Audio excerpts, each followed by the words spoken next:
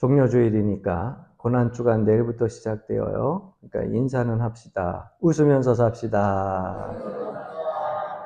네. 또 한 번 웃으면서 살겠습니다.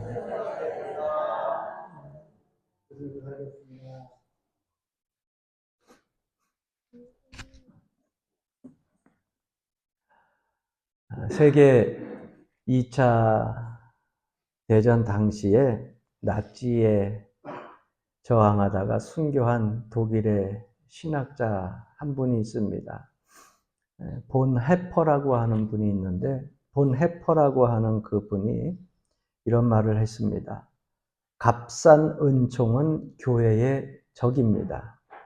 오늘날 우리는 고귀한 은총을 위하여 싸우고 있습니다.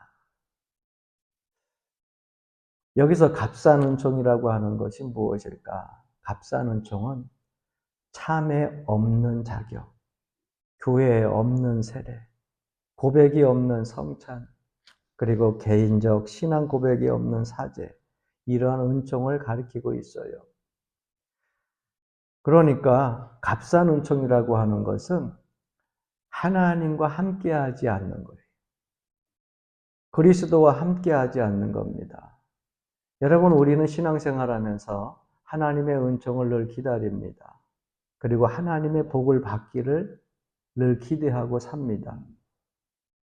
그런데 주님이 지고 가신 그 십자가, 또 내가 지고 가야 될 십자가는 원하지 않습니다. 왜? 십자가는 아픔이고 고통이고 죽음이니까.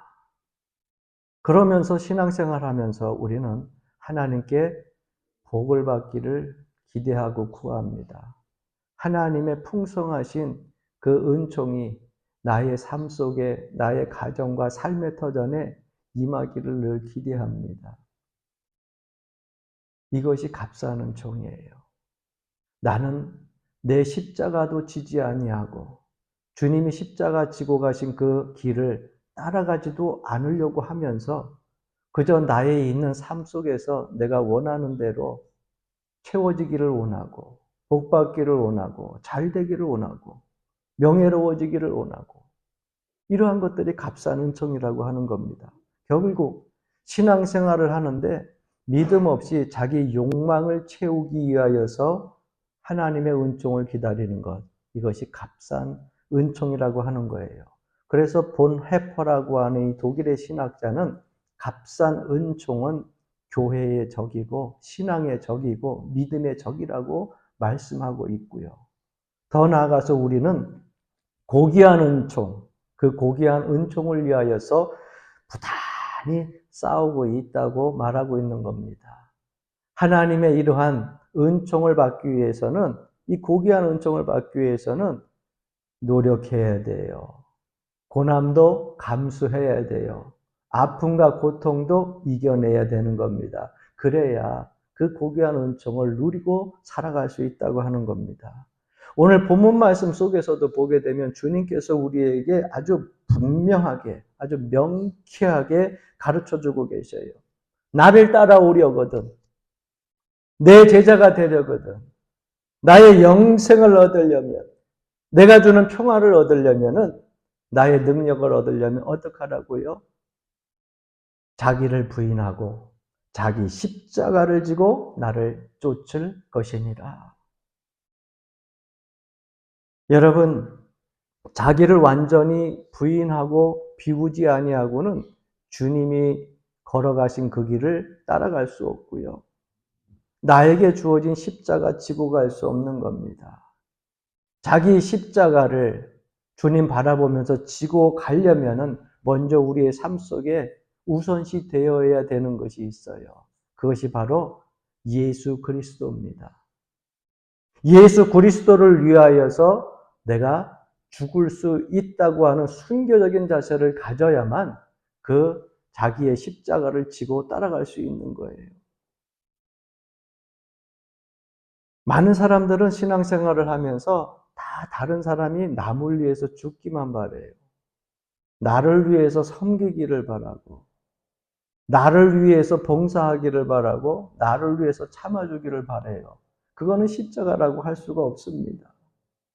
여러분 평생 하나님의 은혜와 사랑 가운데 살고 싶습니까? 그렇게 살 수 있어요. 하나님의 은총과 복 가운데에 마음껏 이 땅에서도 누리면서 살 수 있어요. 얼마든지 하나님께서 그러한 축복을 이 땅에 주셨기 때문에 살 수 있어요. 문제는 뭐냐? 그러한 사랑과 은혜와 은총을 줬음에도 불구하고 깨닫지를 못하니까 매일 우리의 삶 속에서 원망이 나오고 불평이 나오는 겁니다. 은혜라고 하는 것을 가만히 제가 보니까는요, 은혜는요, 대가가 있더라고요. 거저되는 것이 없더라고요. 세상 사람들 가운데서도 은혜라고 하는 것은요, 거기에 반드시 치러야 될 대가들이 있더라고요.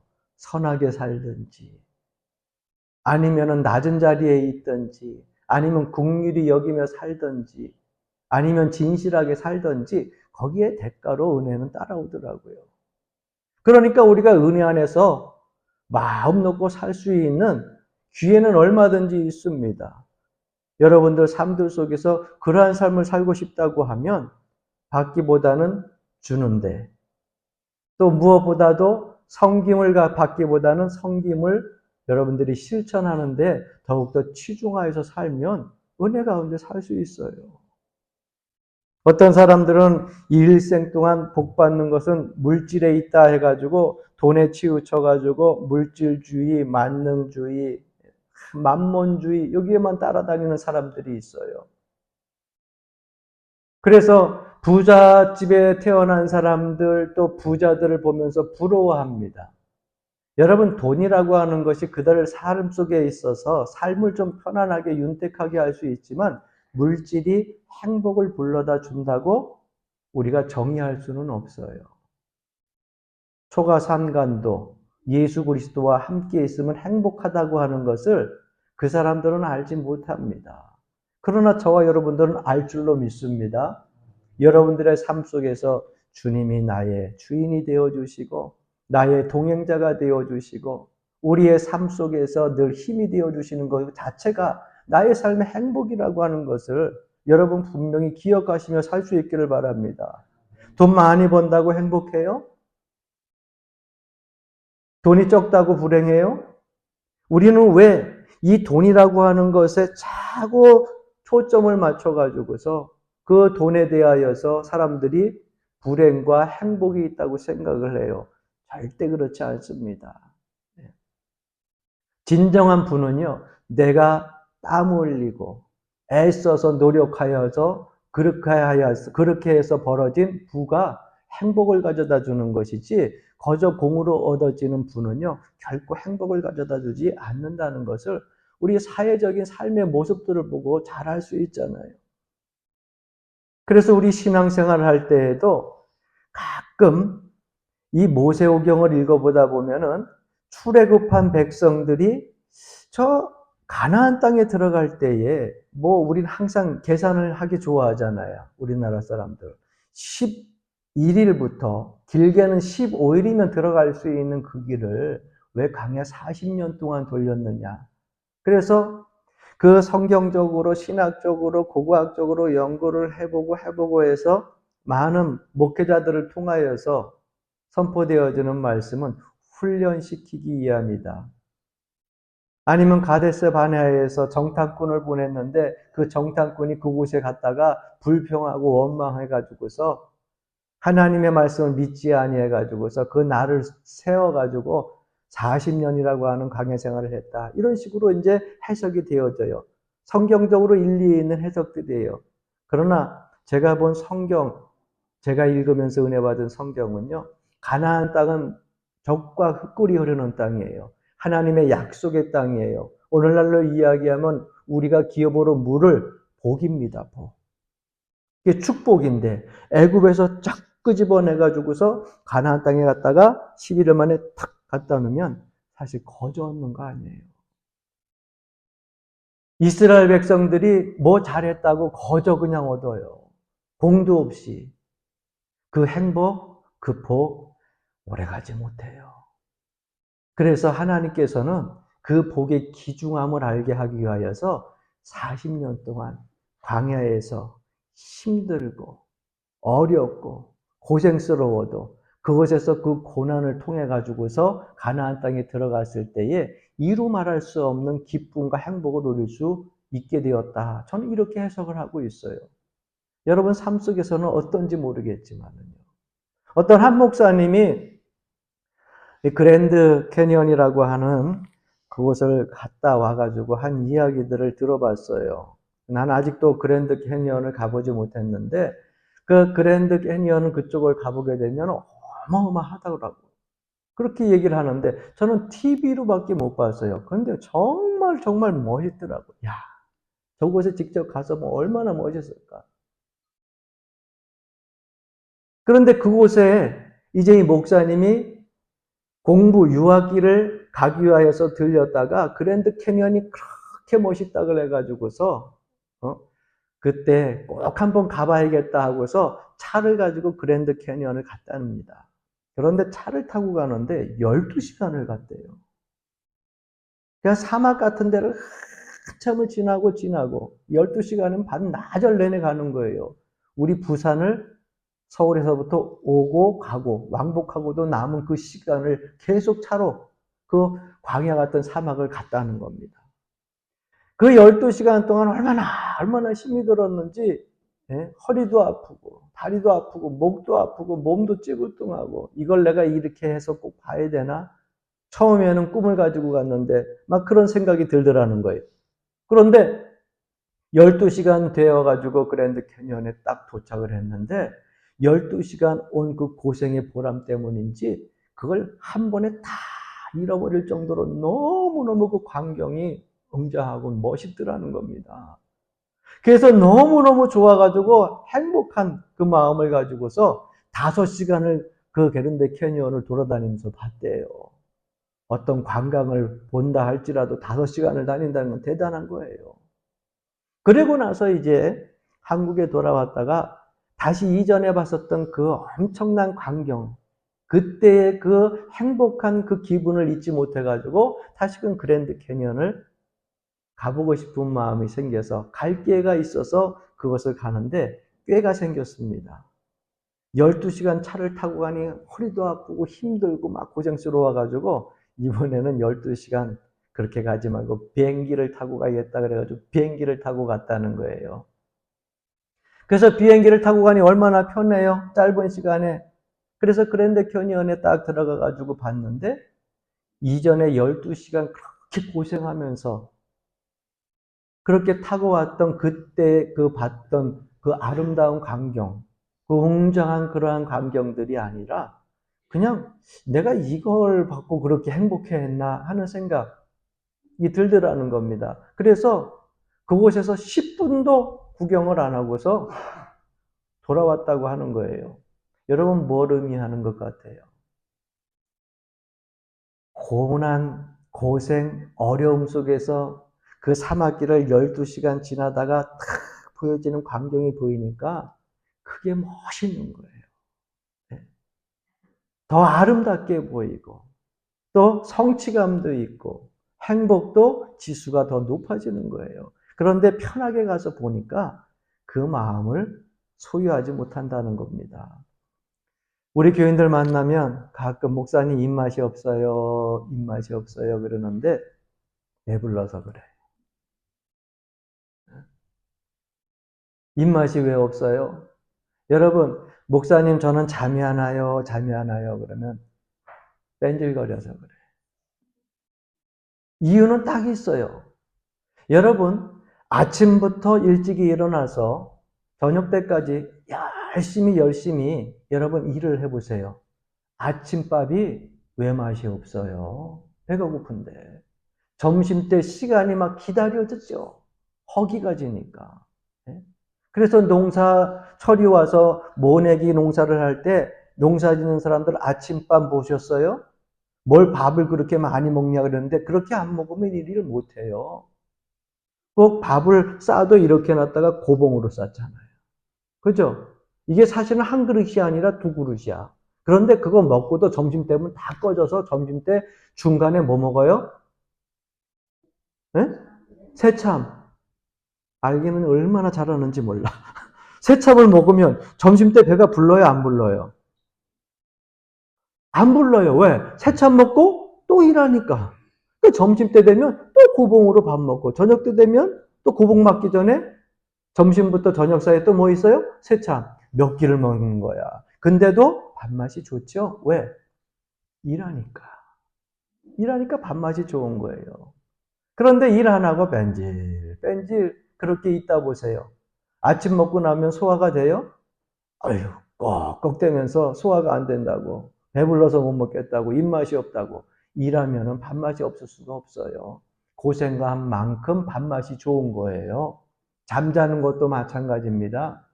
여러분 아침부터 저녁까지 일하면 저녁에 이미 막 눈이 점점 감기는 거에 피곤한 거예요. 그래서 그냥 씻지도 못하고 어떨 때는 딱 눕기만 하면 벌써 코 골고 잠자리에 드는 거예요. 아침부터 저녁까지 하는 일 없이 반질반질 놀다가 저녁에 잘래니 맹뚱맹뚱 머리만 아프고 잠이 안 오지. 힘든 만큼 잠도 잘 오는 거예요. 할렐루야. 그래서 낮에 와서 예배 시간에 자는 사람들은 밤에 뺀질뺀질거리고 밤에 잠잘 시간에 자야 되고 낮에는 일해야 돼요. 할렐루야.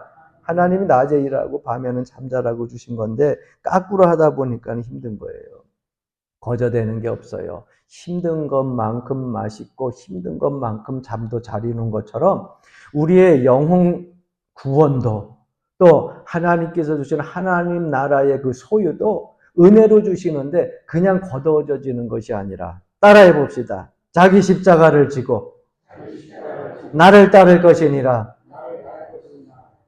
여러분들 십자가 여러분들이 지고 따라야 돼요. 그래야 그 십자가를 지고 따라야 이 역설적인 십자가의 신비를 깨달을 수가 있습니다. 나무 십자가는 무덤을 상징합니다. 파란 십자가는 병원을 상징하죠. 그럼 빨간 십자가는 우리 교회 적십자 다니던 분들 많잖아요. 적십자를 상징해요. 그렇다고 하면 예수 그리스도가 지신 십자가는 무엇을 상징하느냐? 종교개혁자 마틴 루터는 이렇게 말하고 있습니다. 십자가는 그리스도 신앙의 표적이며 그리스도 교회의 표적이며 하나님의 계시의 표적이다.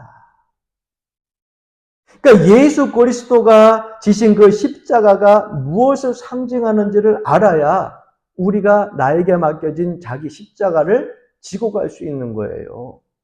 그 십자가는 여러분 처음부터 영광이 아닙니다. 처음부터 자랑이 아니에요. 십자가는 아픔이고 고통이고 고난이고 나아가선 죽음이에요. 그런데 우리가 신앙생활을 하면서 목사님이 죽음이고 고통이고 고난이고 아픔이 십자가라고 하니까 내 육신에 병이 든 거 그 고통을 가지고서 십자가라고 얘기해요. 내 마음의 상처를 가지고 사는 것을 십자가라고 이야기를 해요. 자녀가 속을 썩인다고 해서 그 자녀를 가지고 십자가라고 해요. 삶 속에 있어서 뭐 일들이 잘 안 풀리고 사랑 관계가 자꾸 뒤죽박죽 되니까 그걸 자기의 십자가라고 해요. 여러분, 내가 고통당하고 아프다고 해서 그 모든 것이 다 십자가가 아닙니다. 내가 십자가 졌다고 생각하지 마세요. 그것을 자기 십자가라고 생각하지 마세요. 십자가의 의미를 제대로 알지 못하는 거예요. 네. 내가 잘못해서 내가 심어놓은 것을 가지고 그 제약된 결과를 거두는 걸 가지고서 우리는 십자가라고 이야기를 해요. 내가 잘못해서 상처를 받았어요. 내가 잘못해가지고 아픔을 당해요. 내가 잘못해서 억울한 일을 당해요. 여러분 그게 어떻게 십자가입니까? 내가 잘못해서 내가 심어놓은 것을 거두는 것인데 잘못된 생각이에요. 예수님의 십자가는 참된 고통이요, 참된 고난이요, 참된 죽음입니다. 상상치 못하는 거예요. 주님의 십자가에 몇 가지 전제 조건, 특징이 있어요. 그것은 뭐냐? 자원적인 겁니다. 자원적인 거예요. 남이 억지로 지어서 지은 것이 아니라 내 스스로 지는 거예요. 이 십자가를 얼마든지 내가 피할 수 있는데 다른 사람들을 죄에서 구원하시기 위하여서 하나님의 영생의 길로 인도해 주시기 위하여서 내가 피할 수 있어요. 내가 앉아도 되는 거예요. 그런데 타인을 위한 사랑 때문에 하나님이 지으신 이 땅의 백성들을 위하여 그 사랑 때문에 자원적으로 지는 거예요. 그것이 아픔인 줄도 알고 고통인 줄도 알고 죽음인 줄도 알면서도 사랑 때문에 다른 사람을 위해서 지는 것이 십자가예요. 내가 심은 거 거두는 것이 아니라. 또 한 가지 특징은요, 하나님의 뜻을 생각해야 됩니다. 여러분, 누구를 원망하고 불평할 것도 없어요. 하나님만 생각하고 지는 것이 십자가예요. 내 일 속에서 하나님을 먼저 생각하고, 내 삶 속에서 하나님을 먼저 생각하고, 내 헌신 속에서도 하나님 먼저 생각하고, 하나님의 뜻을 생각하면서 지는 것이 십자가입니다. 요한복음 18장 11절 말씀에 보게 되면, 아버지께서 주신 잔을 내가 마시지 아니하겠느냐? 이러한 말씀을 하고 계십니다. 빌립보서 2장 8절에도 보게 되면 사도 바울은 죽기까지 복종하셨으니 곧 십자가의 죽으심이라 이렇게 말씀하고 있어요.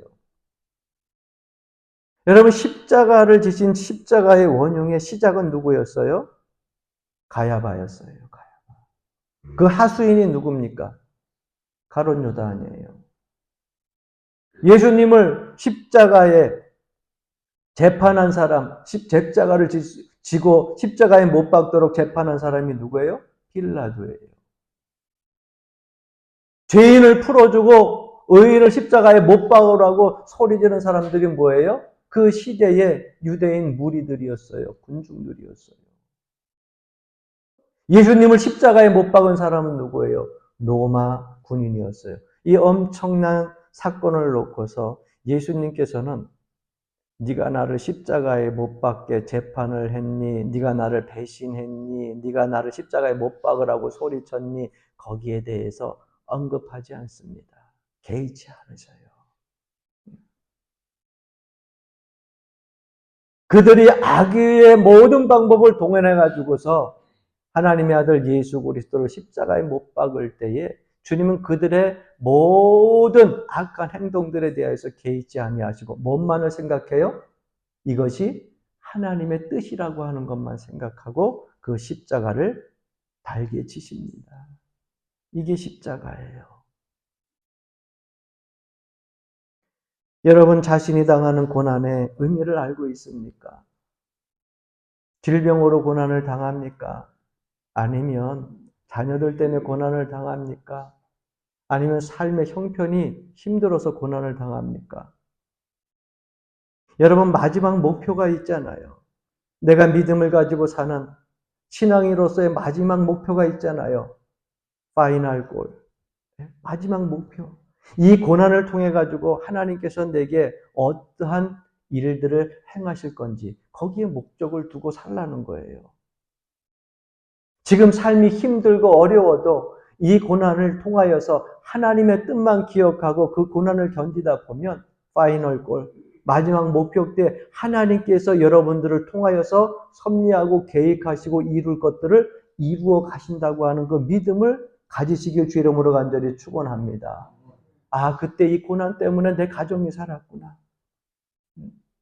그때 그 아픔 때문에 내가 겸손해졌구나. 아, 그때 그 고통 때문에 우리 모든 삶 속에 있어서 이길 수 있는 담대함이 생겼구나. 그 고난 때문에 나는 좀 힘들었지만 다른 사람이 행복해 했구나. 다른 사람이 의인이 되었구나. 다른 사람들이 그리스도의 사랑을 알게 되었구나. 여러분 거기에 파이널 골, 마지막 목표를 거기에 두고 살라는 거예요. 그러면 지금 우리가 지은 자기 십자가를 능히 지고 갈 수 있다고 하는 겁니다. 그때야 내가 나에게 주어진 십자가를 졌다고 이야기할 수 있는 거예요. 십자가의 가장 형식적인 특징이 하나가 있는데 그것이 무엇인 줄 아세요? 침묵입니다. 침묵이에요. 주님은 십자가를 지시면서 원망하지 않으십니다. 비난하고 모욕하고 침뱉김을 당할 때에도 주님은 일관적으로 침묵하셨어요. 변함없이 한마디 변명도 없이 침묵하셨어요. 침묵하는 고난에 여러분 십자가의 의미가 있는 거예요. 예수 믿다 보면 여러분 주어진 십자가 있잖아요. 지기 쉬워요, 어려워요? 저 좀 보시고 쉬워요, 어려워요? 어렵죠. 얼마나 힘든지 몰라요. 십자가라고 하는 것이 느껴질 때 영광이라고 하는 승리라고 하는 것은 영예라고 하는 것을 우리가 천국에 놓고 바라보면서 살아가니까 사는 거지 지금 우리에게 주어진 이 삶의 십자가가요 결코 만만치 않잖아요. 어렵잖아요. 그러면 그 십자가에서 가장 나타나는 형식의 특징, 주님이 지신 십자가의 승리는 뭐로? 침묵으로 이겨내셨거든요. 하나님만 생각하고. 그럼 우리도 나에게 주어진 십자가 지고 갈 때 어떻게 해야 돼요? 침묵으로 이겨내는 거예요. 아이고, 목사님, 나 이 십자가, 이거 무거워서 못 지겠습니다. 아무아무개 속장, 아무아무개 인도자, 아무아무개 속도원, 아무아무개 집사, 아무아무개 성도. 아이고, 만날 때마다 아주 그 속을 뒤집어 놔가지고 대체 할 수가 없어요. 힘들어요. 불평불만 다 하는 것은 십자가 지는 삶의 모습이 아니에요. 어떡하라고요? 침묵으로 주님 십자가 지고 가신 것처럼. 할렐루야. 크게 한번 아멘. 할렐루야. 그래서 내가 잃는 것이 많아요. 십자가는. 내 성깔도 버려야 되고 자존심도 자아도 다 버려야 되고 잃을 게 너무 많아요. 그저 구슬려 가지고 나오려면 장날 가가지고서 국수 한 그릇이라도 사줘야지 어쩌다 그냥 한 달에 가뭄에 콩나듯이 나오고 이 속장님들 마음을 왜 모르겠어요. 그러나 내가 버려야 돼. 그렇게 버려야 여러분 그 가운데에서 여러분 십자가의 의미를 찾을 수 있고 열매를 거둘 수 있는 겁니다. 예수님께서는 좀 더 구체적으로 자기 십자가를 말씀하십니다. 자기에게 주어진 십자가는요, 믿음과 침묵으로 지고 가야 되는 겁니다. 고난 속에서도 하나님의 뜻이 이루어질 줄을 믿고 주님의 음성과 상급을 기대하면서 지고 가는 것. 그것이 자기 십자가를 잘 지는 것입니다. 어떤 사람이 늘상 십자가는 무겁고 아프고 힘들다고 하는 것을 늘 불평하면서 신앙생활을 하고 있었습니다. 그래서 하나님 앞에 하나님 십자가 너무 무거워요. 주님이 십자가 너무 힘들어요. 그래서 하나님 앞에 나와가지고 엉엉 울면서 기도를 합니다. 그러니 주님이 긍휼히 여기시고 이 여인을 만나 주십니다. 그래서 꿈속에 이 여인이 주님을 딱 만났는데 똑같이 기도했던 그때의 기도 내용대로 주님에게 얘기합니다. 주님 너무 십자가가 무거워요. 너무 힘들어요. 그랬더니 주님이 그래 그 십자가가 그렇게 무겁니? 그 십자가가 그렇게 힘드니? 예, 너무 무겁고 힘들어요. 그래 그러면 자기 십자가가 있으니까 하나님을 믿는 성도들은 다 자기 십자가 있어요. 저에게도 내 앞자리, 뒷자리 여러분 앉은 모두에게 자기 십자가가 다 있는 거예요. 그래서 자기 십자가 지고 따르라 그랬거든요. 그 십자가의 크기도 깊이도 넓이도 다 달라요. 그래서 그 십자가를 안 지고 갈 수는 없으니 네가 너무 힘들고 무겁다고 하니까 자 여기 십자가 있다. 그리고 주님이 십자가를 쫙 펼쳐놓더래요. 무거운 십자가, 얇은 십자가, 가벼운 십자가, 큰 십자가, 작은 십자가 쭉 펼쳐놓더래요. 네가 골라. 네가 지고 갈 만한 거 골라라. 너무 힘들다니까. 그래서 십자가를 보면서 이렇게 멀지까? 지금 지고 가는 십자가는 너무 크고, 그래가지고서 큰 거, 작은 거 다 따지다 보니까 가장 가볍고, 예? 가장 작은 십자가가 눈에 띄어가지고, 요 정도면 내가 질 수 있겠다 생각해가지고, 그거를 덥석 들고서, 주님, 이 십자가를 하면 제가 지고 갈 수 있을 것 같아요. 이 십자가 지게 해주세요. 그래, 그러려무나. 그래서 기도 응답 받았다고 너무 좋아하는데 주님이 한 말씀을 하시더래요. 그 십자가를 가만히 봐라. 그래서 이 십자가 조그만 거를 들고 기쁜 마음에 이렇게 봤더니 거기에 자기 이름 석자가 새겨져 있더라는 겁니다.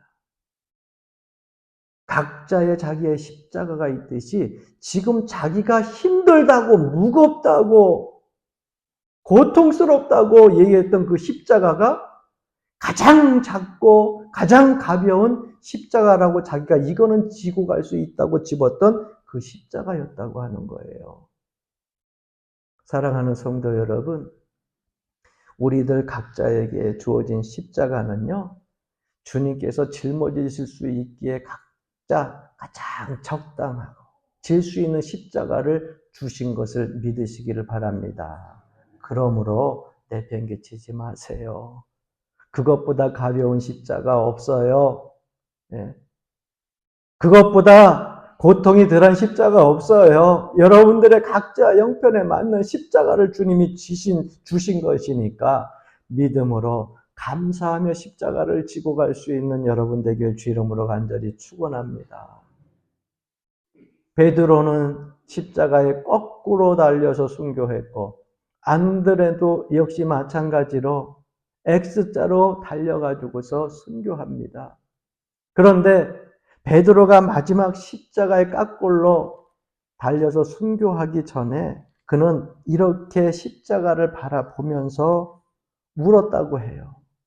내가 일평생 지극히 원하고 오래도록 구하고 맞이 않았던 나의 십자가, 주님을 3번씩이나 부인하면서 주님의 등 뒤에서 주님을 비난했던 그 십자가, 내가 이제는 주님이 달려 돌아가신 그 십자가를 기쁜 마음으로 즐거운 마음으로 평생을 기다렸는데 이제야 그 십자가를 내가 지고 십자가를 맞이하노라. 이 십자가를 내가 얼마나 사랑하였던가, 그러한 고백을 하면서 십자가의 깎으로 매달려서 순교했다고 하는 겁니다. 사랑하는 성도 여러분, 예수 그리스도의 십자가만을 생각하는 고난주간이 되기를 바랍니다. 십자가 잃어버리게 되면 망상에 빠져요. 십자가 잃어버리게 되면 악이 우리를 지배해요. 십자가 잃어버리면 믿음 잃어버리게 되고요. 영적인 능력도 소멸된다고 하는 거예요.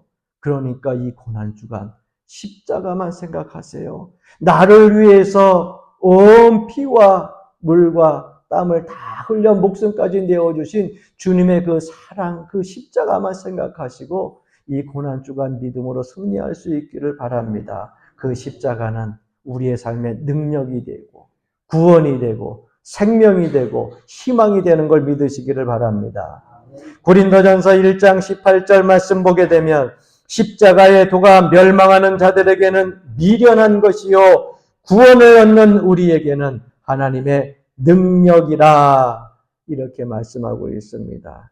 여기에 생명이 있고 여기에 영생이 있는 거예요. 자기 십자가의 신비가 바로 여기에 있는 겁니다. 이 크신 능력과 영광이 이 고난주간 여러분들 모두에게 함께 하시기를 주의 이름으로 간절히 축원합니다.